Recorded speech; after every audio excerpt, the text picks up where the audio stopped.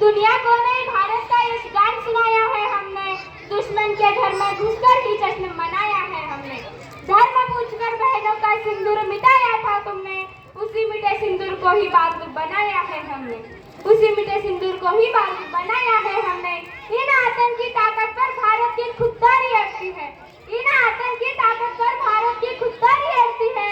यहाँ योमिका और सोफिया जैसी नारी लड़ती है, यहाँ योमिका और सोफिया जैसी नारी लड़ती है। पहलगाम का बदला लेकर दुनिया को ये बता दिया, पहलगाम का बदला लेकर दुनिया को ये बता दिया, चुटकी भर सिंदूर की कीमत कितनी भारी पड़ती है, कितनी भारी पड़ती है। आदरणीय व्यासपीठावरील मान्यवर, वंदनीय गुरुजन, सुजाण नागरिक व महासत्ताक भारताचे भविष्य असणाऱ्या माझ्या मित्रमैत्रिणींनो, तुम्हा सर्वांना माझा नमस्कार। मी अनिता विलास पाटील इयत्ता 7वीची विद्यार्थिनी आपणासमोर स्वातंत्र्य दिनानिमित्त 4 शब्द बोलणार आहे, ते आपण शांत चित्ताने ऐकून घ्यावे ही नम्र विनंती। मित्रहो, आपण खूपच भाग्यशाली व नशीबवान आहोत, कारण ज्ञान, अध्यात्म, योग, विज्ञान, संस्कृती, परंपरा सोबतच उद्योजकता व आधुनिकतेचा मिलाफ असलेल्या सुंदर व स्वतंत्र अशा भारत देशात आपण जन्माला आलो आहोत। पण हे सौभाग्य आपल्या सहजासहजी मिळाले आहे का? तर नक्कीच नाही मित्रांनो। सोन्याचा धूर निघत असलेला सुखी व संपन्न भारत देश सुमारे 150 वर्षे इंग्रजांच्या गुलामगिरीत शेतपत पडला होता। भारतातील लोकांना भयानक अत्याचार व अन्याय सहन करावा लागत होता। अशा संकट समयी शहीद भगतसिंग, जवाहरलाल नेहरू, सुभाषचंद्र बोस, राणी लक्ष्मीबाई, महात्मा गांधी यासारख्या असंख्य क्रांतिकारकांना स्वातंत्र्याच्या महायज्ञात आपल्या प्राणांची आहुती द्यावी लागली। काहींना तुरुंगवास सोसावा लागला। भारत मातेच्या या महान पुत्रांच्या त्याग, संघर्ष व बलिदानामुळे 15 ऑगस्ट 1947 या दिवशी आपला भारत देश स्वतंत्र झाला। मित्रहो, भारतीय स्वातंत्र्यामुळे आपल्याला खूप काही संधी मिळाल्या आहेत, त्यामुळे आम्ही आमच्या पूर्वजांनी पाहिलेलं राष्ट्र निर्मितीचं स्वप्न प्रभावीपणे सत्यात आणत आहोत। मित्रहो, खरे पाहता हजारो वर्षांची परंपरा असणाऱ्या भारताच्या इतिहासात इंग्रजांच्या अन्यायकारी जुलमी राजवटीचा काळा अध्याय हा आजही आपल्या मनाला सणणारा आहे। पण परस्पर हेवे दावे, वैमनस्य, कटुता बाजूला ठेवून जगातील अनेक देशांसोबत आर्थिक, व्यापारी तसेच सांस्कृतिक संबंध प्रस्थापित करून भारत हा आज आपल्यावर 150 वर्षे राज्य करणाऱ्या साम्राज्यवादी इंग्लंडच्या अर्थव्यवस्थेला मागे सरत जगातील 3ऱ्या नंबरची अर्थव्यवस्था बनत आहे। आज आपल्याकडे सशक्त व सशस्त्र सैन्य दल आहे, ज्यामुळे आम्ही आमच्या सीमांचे 4ही बाजूने प्रभावीपणे रक्षण करत आहोत। आज भारताने क्षेपणास्त्रे व संरक्षण प्रणाली स्वतः विकसित करून आपण आत्मनिर्भर आहोत हे जगाला दाखवून दिले आहे। म्हणूनच भारत हा जगाला उद्याच्या जगाचे भविष्य वाटत आहे।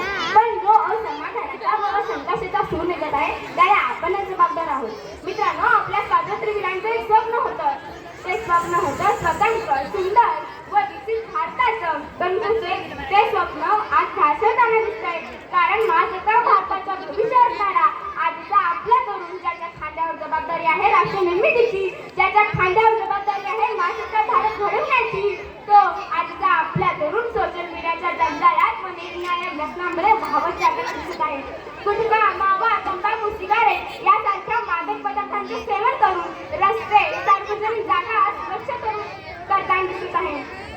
यासाठी स्वातंत्र्यवीरांनी आपल्या प्राणाची आहुती दिली होती काय, असा प्रश्न इथे उपस्थित होतो। म्हणूनच मी त्या सर्व तरुणांना सांगू इच्छिते, आज जो स्वतंत्र भूमि मिली है तुम्हें, आज जो स्वतंत्र भूमि मिली है तुम्हें, कईयों ने उसे जान देकर छुड़वाया है। उन्होंने अंग्रेजों को बाहर फेंका था, उन्होंने अंग्रेजों को बाहर फेंका था, तुम कूड़ा तो बाहर फेंक दिखाओ। उन्होंने स्वतंत्र भारत दिया था, तुम स्वच्छ भारत तो करके दिखलाओ, तुम स्वच्छ भारत तो करके दिखलाओ।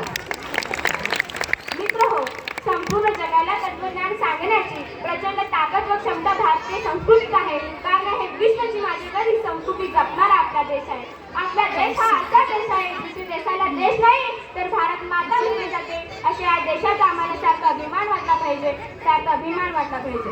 मित्र हो, आज आपण हा सण इतक्या आनंदाने व उत्साहाने साजरे करत आहोत, कारण आपल्या देशाचे शूर जवान ऊन, वारा, पाऊस यांची कमाल न करता निस्वार्थीपणे आपल्या देशाचे रक्षण करत आहेत। त्या सर्व शूर जवानांना माझे कोटी कोटी प्रणाम व आपल्या देशाचा द्वेष व मत्सर करणाऱ्या शेजारी राष्ट्राला सांगू इच्छिते, लाल करके लहू से तुझे श्रीनगर की घाटी को, लाल करके लहू से तुझे श्रीनगर की घाटी को, किस गफलत पर छेड़ रहे तुम सोई हल्दी घाटी को, जल पिलाकर मजहब का इन कश्मीरी परवानों को, भय और लालच दिखलाकर तुम बेच रहे नादान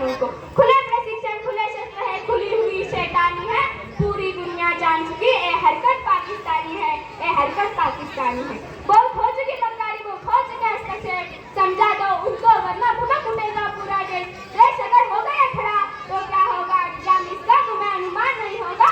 कश्मीर तो होगा लेकिन पाकिस्तान नहीं होगा, कश्मीर तो होगा लेकिन पाकिस्तान नहीं होगा। जय हिंद जय भारत।